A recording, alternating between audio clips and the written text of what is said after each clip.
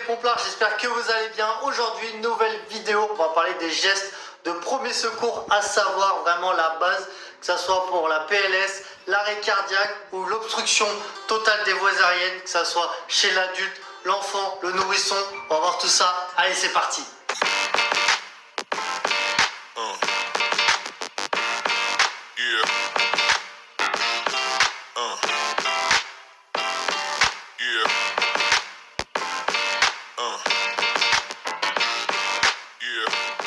Comme tu l'as vu en introduction, on va parler des gestes de premier secours. Vraiment, ça, c'est la base à savoir. Pourquoi? Parce que si tu tombes sur un accident, si quelqu'un de ta famille s'étouffe, je sais pas, il est inconscient, c'est important de savoir les gestes à effectuer. Ce sont des gestes simples, mais ça peut sauver la vie. On va voir plusieurs situations que tu peux retrouver dans la vie de tous les jours. Donc, par exemple, on va voir en premier quelqu'un qui va s'étouffer. On va voir les choses à faire. La deuxième chose, ça va être la PLS, position latérale de sécurité. Et ensuite, la troisième chose, ça va être le massage cardiaque pour un adulte ou un bébé. Donc voilà, si tu tombes sur ces situations, tu regardes cette vidéo qui va durer 10 minutes et normalement, tu vas pouvoir faire face à toutes ces situations. Et comme je t'ai dit, c'est important parce que tu vas pouvoir sauver des vies. C'est des gestes, je vous ai dit, simples, mais qui sont efficaces. Avant, bien sûr, l'arrivée des sapeurs-pompiers qui, eux, après, prendront le relais. Déjà, je t'invite tout de suite à mettre un gros pouce bleu en bas de la vidéo si tu veux une partie 2. Allez, on va attaquer pour obstruction totale des voies aériennes. On appelle ça maintenant obstruction aiguë des voies aériennes. C'est quelqu'un qui va plus respirer. Ça peut arriver chez un adulte, il va manger et il va s'étouffer. Moi, j'ai déjà vu sur intervention avec un gros bout de viande, la personne avait pas bien coupé ses aliments, pas bien coupé son bout de viande. Quand elle a avalé, bah forcément, elle s'est étouffée. Donc ça peut arriver chez l'enfant ou le nourrisson. Ils peuvent avaler, je sais pas moi, des Legos, des billes, des choses comme ça. Là, on est sur l'obstruction aiguë des voies aériennes. On est bien d'accord. Il n'y a plus d'air qui passe. La personne souvent va mettre ses mains au cou pour essayer de chercher de l'air. Il n'y a aucun bruit, aucun son qui passe. Et il va commencer. Donc là, tu es bien d'accord qu'il va falloir vite faire des gestes. Parce que la personne, si elle a plus d'air, eh ben, elle va tomber en arrêt cardiaque et elle va mourir. Allez, je vais vous montrer les gestes à effectuer. Donc j'ai Mika qui fait la victime. Déjà, la première chose à faire, c'est regarder dans la bouche si on voit le corps étranger et si on peut l'extraire. Ensuite, on va faire 1 à 5 claques dans le dos vigoureuses entre les omoplates. On va faire une compression abdominale. Donc là, on comprime. L'idée, c'est de faire un effet piston. Donc voilà, on fait de 1 à 5 fois. Ensuite, je regarde dans la bouche si j'ai le corps étranger, si je peux l'extraire. Et on enchaîne ça. Voilà, donc 5 claques dans le dos. On regarde dans la bouche. Et on fait ça jusqu'à ce que la victime recrache le corps étranger ou si la victime tombe en arrêt cardio-respiratoire. Maintenant, on va faire la même chose avec un bébé. Ok. Pas. Ok, je regarde si je peux sortir le corps étranger et ensuite je vais faire 5 claques dans le dos. Donc je mets mes doigts à la commissure des lèvres. Hop, je le mets sur mon avant-bras, position vraiment en bas. Je fais de 1 à 5 claques vigoureuses entre les omoplates. Je mets ma main sur le côté pour pas taper sa tête. Ensuite, on retourne toujours sur notre genou. On appuie sur mon avant-bras, mais l'avant-bras est sur le genou. Et là, on fait 5 compressions thoraciques. L'idée, c'est de faire un effet piston pour qu'il recrache le corps étranger. On fait ça jusqu'à ce qu'il recrache le corps étranger ou ici, il tombe en arrêt cardio-respiratoire. Maintenant, on va voir l'obstruction partielle des voies aériennes. C'est-à-dire que la personne va manger quelque chose, mais elle peut quand même respirer. Donc là, la procédure, c'est toujours bien sûr appeler les secours, mais voilà, mettre la position où elle se sent le mieux. Là, l'encourager à tousser. Pourquoi? Parce qu'en toussant, elle va pouvoir faire remonter le corps étranger et peut-être voilà, le sortir. Mais voilà, c'est important bien sûr d'appeler les secours parce que si jamais elle obstrue totalement la trachée, là tu comprends bien que ça peut être grave. Deuxième geste à savoir, on va parler de la PLS, position latérale de sécurité. En fait, il y a beaucoup de fois sur l'intervention. Chaque fois que j'arrive sur l'intervention, je vois toujours les personnes les mettent toujours en PLS. Mais même si elles sont conscientes tout le temps, j'ai l'impression que c'est ouais, t'as un malaise, PLS. Non, je vais vous expliquer pourquoi faire une PLS. Déjà, la PLS, ça va être pour une personne qui est inconsciente, mais qui respire. C'est-à-dire qu'on a beau la stimuler. Par exemple, je lui dis serrez-moi la main, ouvrez les yeux, je lui mets des petites claques, je sais pas, je la stimule, elle réagit pas. Donc là, ok, on passe à la deuxième étape, on va voir si elle respire. La personne respire, donc ça c'est déjà une bonne chose. Et là, on va la mettre en PLS, donc sur le côté. Pourquoi? Pour éviter deux choses. Pour éviter, tu es bien d'accord que si elle est allongée, si elle vomit, elle va s'étouffer avec son vomi, parce que le vomi va pas ressortir. Et la deuxième chose, c'est pareil, elle est inconsciente, donc là il n'y a plus de réflexe. La langue peut tomber et obstruer les voies aériennes, donc on peut s'étouffer. Donc pourquoi on va la mettre sur le côté? Justement pour éviter ces deux choses. Elle est sur le côté, si elle vomit, ça va directement évacuer et la langue ne va pas pouvoir tomber. Donc voilà à quoi sert la PLS. Maintenant je vous montre les gestes à effectuer pour faire une bonne PLS.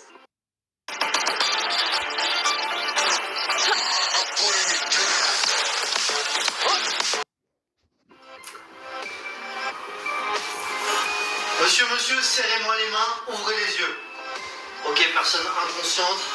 Col, cravate, ceinture. Donc là, hop, je défais le petit bouton. Tac, le col. Donc là, libération des voies aériennes. Hop. Et là, je regarde sur 10 secondes si je vois respirer. Donc là, c'est bon. Je vois son ventre qui se lève, je sens sur ma joue qui respire, donc là c'est parti. Le but c'est de mettre sur le côté, donc on va faire une PLS, position latérale de sécurité. Donc là on va mettre son bras à 90 degrés côté retournement. Ensuite je prends sa paume de main, paume contre paume, je l'amène sur sa joue. Ensuite je lève sa jambe et je bascule la personne sur le côté. Ensuite j'enlève ma main, j'ouvre sa bouche. Je continue à mettre sa jambe à 90 degrés. Je couvre la victime en attendant les secours et je fais une surveillance. Donc je regarde s'il respire.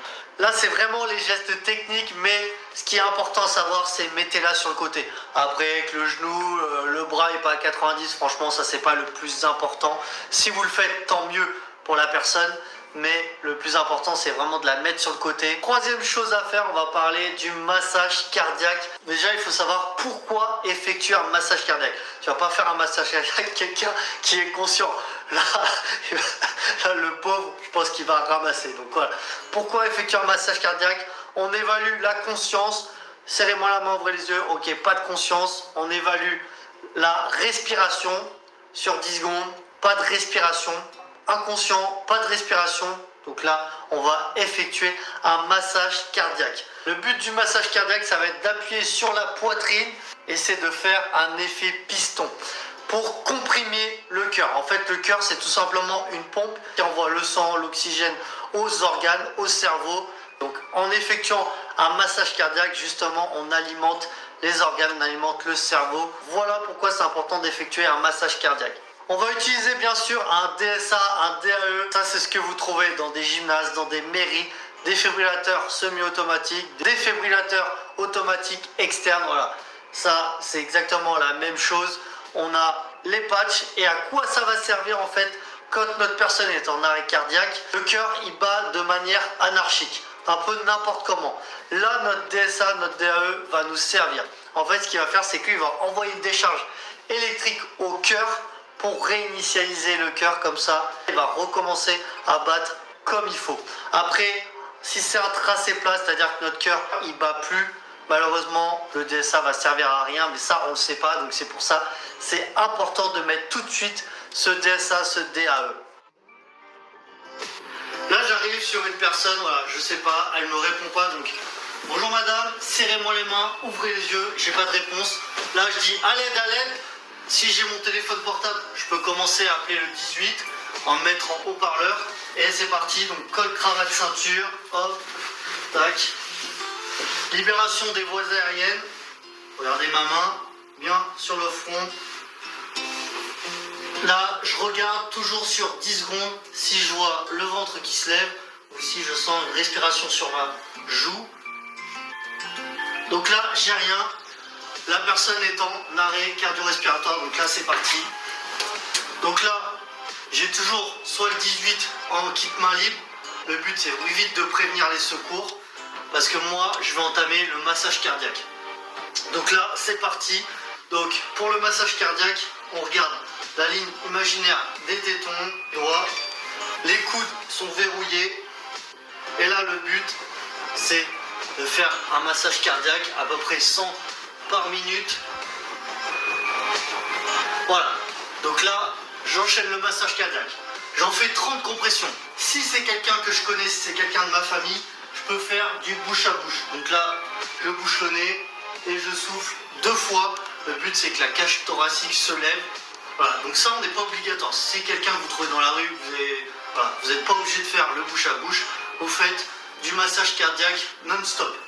Donc ensuite, on va mettre le petit DSA, défibrillateur semi-automatique. Donc ça, c'est ce que vous trouvez dans des mairies, je vous ai dit, dans des gymnases. Donc déjà, il faut que la victime soit sèche. Si elle est mouillée, il faut sécher. Ensuite, il va falloir raser la victime pour que les patchs collent bien. Si vraiment elle a des poils, beaucoup de poils. Ensuite, c'est simple, pour mettre les patchs, vous avez les dessins comme ceci. C'est aussi les dessins pour l'enfant.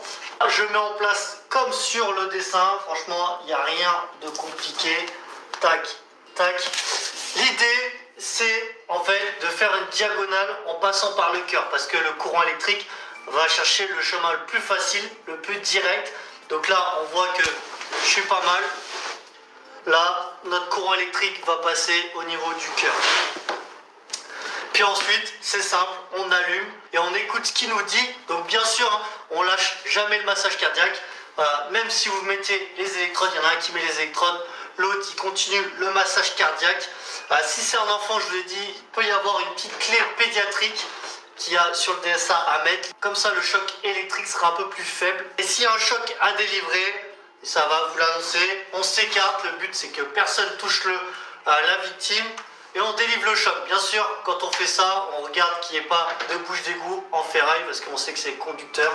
Que ça soit pour l'enfant ou le nourrisson, c'est exactement la même chose. Par contre, la seule particularité, c'est si l'enfant est petit, si on place les électrodes et que les électrodes se touchent, ça c'est pas bon. Donc ce qu'on va faire, c'est qu'on va mettre un patch devant, un patch derrière.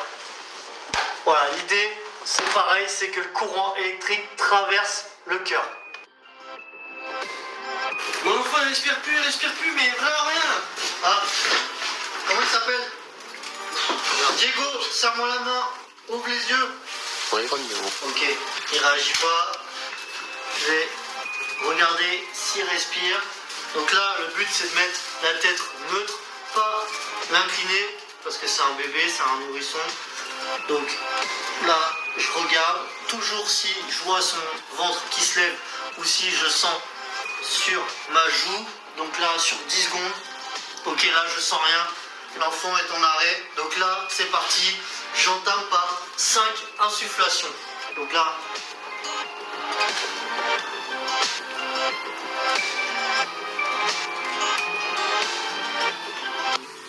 le but, c'est de voir le thorax se lever légèrement. Ensuite, c'est parti pour le massage cardiaque.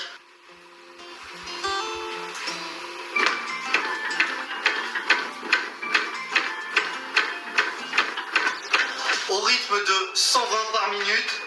Donc là, j'en fais 15 et ensuite, bouche à bouche. Donc j'en fais 15, 2 insufflations. Je repars sur 15 massages cardiaques. Donc là, c'est parti. 15-2, donc 15 massages. Ça va quand même vite. 2 insufflations. Et ensuite, si j'ai un DSA, je le pose. Donc on a vu électrode au-dessus et en dessous. Pareil, je branche. J'oublie pas de mettre la clé pédiatrique s'il y en a une. Et on continue ça jusqu'à l'arrivée des secours. Allez, ça y est, la vidéo est terminée. Je vous ai expliqué les différents gestes de premier secours. N'hésitez pas à mettre, je vous ai dit, un pouce bleu si vous voulez une deuxième vidéo. Parce que je vous ai dit, il y a tellement de choses à savoir. Et n'hésitez pas à partager la vidéo à vos amis, à la famille. Parce que je vous ai dit, ça c'est des gestes que tout le monde devrait